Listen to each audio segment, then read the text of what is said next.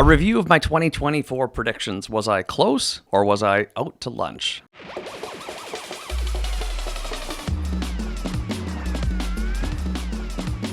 Own your life. Welcome. I'm Jessi Johnson, a 19-year veteran in the industry, and this is my podcast dedicated to helping you understand the roller coaster ride of real estate in Greater Vancouver. So I'm not sure about you, but most of us in the real estate industry were expecting 2024 to be a much stronger year. For the vast majority of realtors, aside from the odd unicorn agent, it was a pretty slow year again. Predicting 12 months of Greater Vancouver real estate is almost impossible. Even a few months out can be hard. There are simply too many variables and constant, unpredictable government intervention. If the top economists are often wrong with their predictions, that means my chances aren't much better. However, I do enjoy the process of trying. First, let's review what I predicted, where it landed in 2024, and why. I predicted fixed rates would gradually decline with a roller coaster effect, but unfortunately, I failed to give a specific number or guess as to where the fixed rates would land. Yes, the fixed rates did decline, and it was a roller coaster. So I guess I was right, but that's really nothing to brag about considering I wasn't very specific.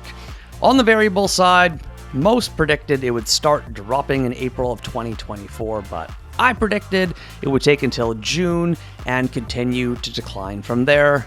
Luckily, I was bang on. No one, not to my knowledge, predicted the overnight lending rate, which affects variable rate mortgages and lines of credit, would tank almost 2%. Now, is that a good thing or a bad thing? What do those numbers really tell us? Well, the BOC, Bank of Canada, lowers rates to stimulate the economy and to pull us out of a recession. Yes, I said a recession.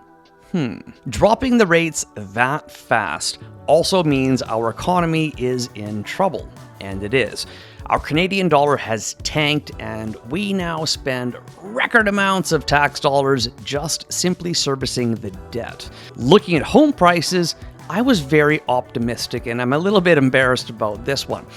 I predicted at least 5% growth, with some areas rising as high as 10% in value. Well, I was off by a mile. Yes, we did see a 5% increase before it took a 180-degree turn, decreasing in the summertime. Let's talk about that. What the heck happened in summer? What do you think? Comment below, I'm curious. I get it that the summer of 2022 and 2023 had mortgage interest rates substantially killing the market, but that didn't happen in 2024.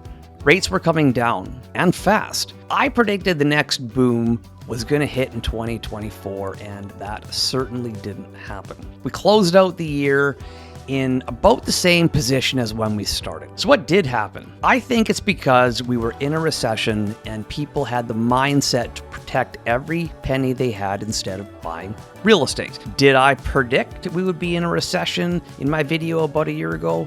Well, I said probably. Does that count?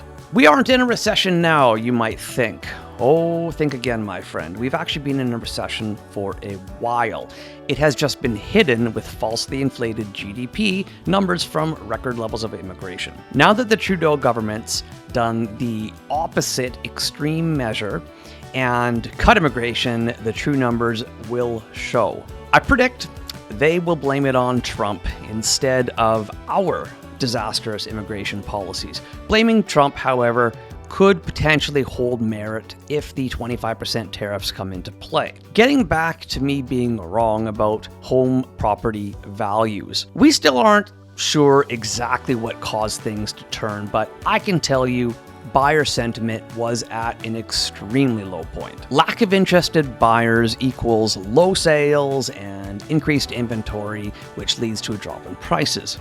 It's supply and demand economics 101. For areas of investment, I had suggested anything close to Whistler, and in 2024, Whistler home prices increased 5% and land increased 10%, substantially outperforming the lower mainland. So I guess I had some accuracy there. However, townhomes dropped 1% in value and condos 5%, so I was definitely wrong there. I also felt more affordable areas like Maple Ridge would see solid growth. I was bang on here.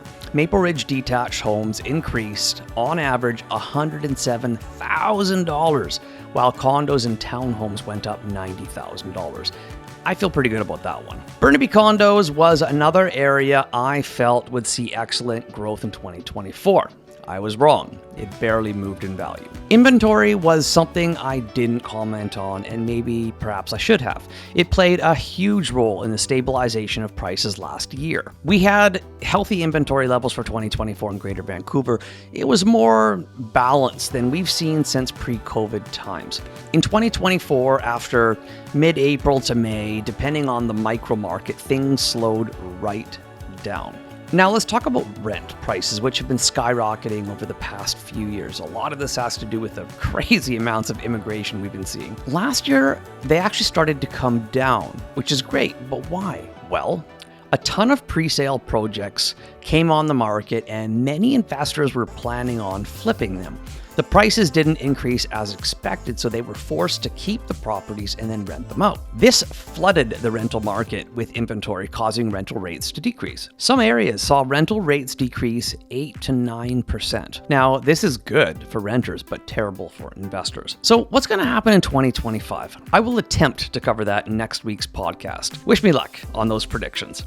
That's all for now. In my next podcast, I will review my predictions for 2025, and I'll try to be a little more specific this time. Call me anytime with your skill testing questions. Book a time to have a confidential call with me. The link is below in the description.